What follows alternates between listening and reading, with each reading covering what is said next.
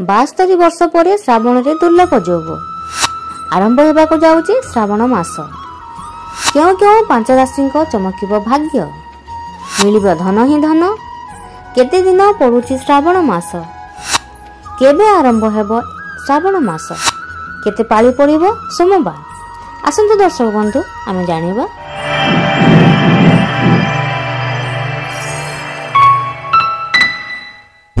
दर्शक बंधु देवदेव महादेव ना नहीं आज वीडियो को आसंतु आरंभ करवा। आपण को यह वीडियो को बहुत बहुत स्वागत। तेबे दर्शक बंधु आप वीडियो को संपूर्ण देखा अनुरोध। संपूर्ण देखिले आप सब प्रश्न उत्तर पाइबे। तेबे दर्शक बंधु वीडियोटी जदि भल लगे तब लाइक करदे, शेयर करदे, सब्सक्राइब करदे। तेबे आसंतु वीडियो आम आग को बढ़िया। तेबे दर्शक बंधु सनातन धर्म रे वर्षर 12 मास अत्यंत गुरुत्वपूर्ण विवेचना करा जाए। प्रत्येक मासरे विभिन्न देवी देवता को पूजा करा जाए। सेही धार्मिक मास मानक मध्यरु श्रावण मास हेउची अन्यतम। एही मासरे भगवान शंकर को पूजा करिवार नियम रहिछि। शिवं को भक्त माने उत्साहर सहित प्रतिवर्ष श्रावण मास को अपेक्षा करिथांती।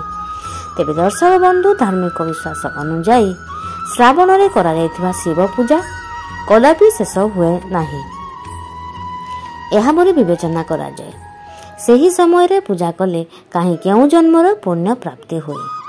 तेबे दर्शक बंधु श्रावण मास रे जदि भगवान शिवंकर रुद्राभिषेक करा जाए तेबे मानसिक धारींकर सब मनस्कामना पूर्ण हुए। हिंदू धर्म रे श्रावण मास को खूब पवित्र मास बोली विश्वास करा जाए। एही मास भगवान शिव को अत्यंत प्रिय, तेणु एही मास रे भगवान शिव शंकरंकर विशेष भावे पूजार्चना करा जाए। तेबे दर्शक बंधु व्रत पालन मध्य करा जाए एही श्रावण मासरे। एहा सह श्रावण मासर सोमवार मध्य खूब महत्व रहिछि। तेबे हिंदू पंजिका अनुसार चलित वर्ष श्रावण मास आरंभ होगा जाउछि 22 जुलाई 2024 रे। तेबे दर्शक बंधु एहा 19 अगस्त पर्यंत हेबो। एही वर्ष श्रावण मास आपण जानि रखंतु। एही वर्ष श्रावण मासटी 29 दिनर हेबो। ज्योतिष गणना अनुसार चलित वर्ष श्रद्धालुंक उपरे भगवान शिव शंकर विशेष कृपा रहिबो, कारण एही वर्ष अनेक शुभ एवं दुर्लभ जोगरे श्रावण मासर आरंभ हेउछि। तेबे दर्शक बंधु श्रावण मासर चलित वर्ष जुलाई 22 रु आरंभ होई अगस्त 19 रे शेष हेबो। एही वर्ष श्रावण मासरे 29 दिन पर्यंत पड़िबो। आपण जानि रखंतु बहु वर्ष पर एभली श्रावण मास पड़िछि, जहाँकि अत्यंत संजोगर विषय अटे। चलित वर्ष श्रावण सोमवार रु आरंभ हेउथुबा बेले दर्शक बंधु श्रावण मासटी सोमवार रु आरंभ हेबो, तो एहा हेउथुबा बेले सरुचि मध्य सेही सोमवार दिन। केवल एतिकी नुहे, शिव भक्त माने मध्य भगवान शिव को पूजा करबा पई श्रावण मासरे 5 पाଳି सोमवार पाइबे।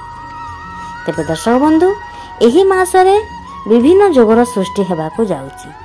एही मासरे एभली जोग सृष्टि हेबो जहा एही मासर महत्व को द्विगुणित करिदेबो। एभली दुर्लभ संजोग 72 वर्ष पर हेबाकु जाउछि बोली विश्वास करा जाउछि एवं कहा जाउछि मध्य। तेबे दर्शक बंधु श्रावण मासर आरंभ सोमवार दिन हेउछि, एहार शेष मध्य सेही सोमवार ही हेबो। श्रावण मासर प्रथम सोमवार रे प्रीति जोग, आयुष्मान जोग एवं सर्वार्थ सिद्धि जोग देखा देइछि। तेबे आसंतु जानिबा एही जोग गुड़िक केबे हेबो। प्रीति जोग हेबो 21 जुलाई 2024 राति 11:11 रु परदिन 22 जुलाई 2024 राति 8:50 पर्यंत हेबो। एवं सिद्धि जोग 22 जुलाई रे आसीबो। सारा दिन रहिबो एही जोग। आउरी मंडल दर्शक बंधु आयुष्मान जोग 22 जुलाई 2024 राति 8:50 रु परदिन पर्यंत रहिबो। एही शुभ जोग कारणरू चलित वर्षर श्रावण मास खूब महत्वपूर्ण एवं शुभंकर हेबाकु जाउछि। एहा सहित ज्योतिष शास्त्र अनुसार सर्वार्थ सिद्ध जोग, अमृत सिद्ध जोग, शश राज जोग, प्रीति जोग, आयुष्मान जोग, चंद्र एवं मंगल ग्रहर मिलन हेतु नव पंचम जोग मध्य सृष्टि हेबाकु जाउछि। एभली संयोग पड़िबा द्वारा 5टी राशि उपरे सकारात्मक प्रभाव पड़िबो। तेबे दर्शक बंधु वीडियो रे आपण आगु जानिबे सेही भाग्यशाली 5टी राशि गुड़िक किए किए। श्रावण मास रे हेबाकु थिबा एही शुभ जोगर सकारात्मक प्रभाव अनेक राशि उपरे पड़िबो। ଏହି ରାଶିଙ୍କ ଉପରେ ଭଗବାନ ଶିବଙ୍କ ବିଶେଷ କୃପା ରହିବ। ଜୀବନରେ ଥିବା ସମସ୍ୟାରୁ ଆପଣଙ୍କୁ ଅବିଳମ୍ବେ ମୁକ୍ତି ମିଳିଯିବ। ଜାଣନ୍ତୁ ଶ୍ରାବଣ ମାସରେ କେଉଁ ରାଶିର ଜୀବନରେ ଖୁସି ହିଁ ଖୁସି ଆସିବ। ତେବେ ଦର୍ଶକ ବନ୍ଧୁ, ପ୍ରଥମେ ଆମେ ଜାଣିବା ମେଷ ରାଶି ବିଷୟରେ। ଭଗବାନ ଶିବଙ୍କ କୃପା ଏହି ରାଶିର ଲୋକଙ୍କ ଉପରେ ରହିବ। ଭାଗ୍ୟର ପରିସ୍ଥିତି ହେତୁ ପ୍ରତ୍ୟେକ କାର୍ଯ୍ୟରେ ଲାଭ ପ୍ରାପ୍ତି ହେବାକୁ ଯାଉଛି। ତେବେ ଦର୍ଶକ ବନ୍ଧୁ, ଆପଣଙ୍କର ଅଟକି ଥିବା କାମ ମଧ୍ୟ ଖୁବ୍ ଶୀଘ୍ର ପୂରଣ ହେବାକୁ ଯାଉଛି। ମନ ପ୍ରସନ୍ନ ରହିବ। ଘରେ ଥିବା ମାଙ୍ଗଳିକ କାର୍ଯ୍ୟ ପୂର୍ଣ୍ଣ ହେବ।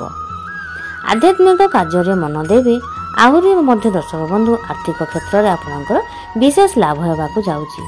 ନୂଆ କାର୍ଯ୍ୟର ଆରମ୍ଭ ମଧ୍ୟ କରିପାରନ୍ତି ଏହି ସମୟରେ। ଏହି ରାଶି ବ୍ୟକ୍ତିବିଶେଷଙ୍କ ପାଇଁ ଶ୍ରାବଣ ମାସ ଖୁବ୍ ଶୁଭଙ୍କର ହେବ। ଜୀବନରେ ଖୁସିର ଆଗମନ ହେବାକୁ ମଧ୍ୟ ଯାଉଛି। ଆପଣଙ୍କୁ ବିଶେଷ ଧନ ପ୍ରାପ୍ତିର ମଧ୍ୟ ସଂଯୋଗ ରହିଛି। ଆହୁରି ମଧ୍ୟ ଦର୍ଶକ ବନ୍ଧୁ, ପ୍ରେମ ଏବଂ ବୈବାହିକ ଜୀବନ ସୁଖମୟ ହେବାକୁ ଯାଉଛି। ଆର୍ଥିକ ସ୍ଥିତି ମଜବୁତ ହେବା ସହିତ ଆପଣଙ୍କର ଧନ ପ୍ରାପ୍ତି ମଧ୍ୟ ହେବ। ଏବେ ଆସନ୍ତୁ ଜାଣିବା ଆମେ କର୍କଟ ରାଶି ବିଷୟରେ। ଏହି ବ୍ୟକ୍ତି ବିଶେଷଙ୍କୁ ଅଦ୍ଭୁତ ଯୋଗ ସଂଯୋଗ ମିଳୁଛି। କୋର୍ଟ କଚେରୀ ମାମଲାରେ ଆପଣଙ୍କର ବିଜୟ ନିର୍ଦ୍ଧାର୍ଯ୍ୟ ଅଛି। ଆପଣ ଏକ ପୁରୁଣା ବନ୍ଧୁଙ୍କୁ ଭେଟି ପାରନ୍ତି। ଭଗବାନ ଶିବଙ୍କ କୃପାରୁ ପ୍ରତ୍ୟେକ କାର୍ଯ୍ୟ ସମାପ୍ତ ହେବାକୁ ଯାଉଛି। ଘରେ ପୂଜା ଯଜ୍ଞ ଇତ୍ୟାଦି ଅନୁଷ୍ଠାନ ହୋଇପାରେ। ଆହୁରି ମଧ୍ୟ ଦର୍ଶକ ବନ୍ଧୁ, ମନ ବହୁତ ଖୁସି ହେବ। ଆପଣ ସବୁ ସମୟ ହସ ଖୁସି ଉଲ୍ଲାସ ସହିତ ରହିବେ।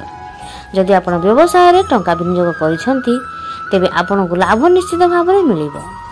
ଏବେ ଆସନ୍ତୁ ଜାଣିବା ଆମେ ସିଂହ ରାଶି ବିଷୟରେ। ସିଂହ ରାଶି ବ୍ୟକ୍ତିବିଶେଷଙ୍କ ପାଇଁ ଏହି ମାସ ବେଶ ଶୁଭଙ୍କର ହେବ। ଆପଣଙ୍କ କର୍ମକ୍ଷେତ୍ରରେ ଏବଂ ବ୍ୟବସାୟରେ ନିଶ୍ଚିତ ଭାବରେ ସଫଳତା ମିଳିବ। ଆୟର ନୂତନ ରାସ୍ତା ଆପଣଙ୍କ ସାମ୍ନାକୁ ଆସିବ। ଅଟକି ଥିବା କାମ ମଧ୍ୟ ଅବିଳମ୍ବେ ଆପଣଙ୍କର ପୂର୍ଣ୍ଣ ହେବ।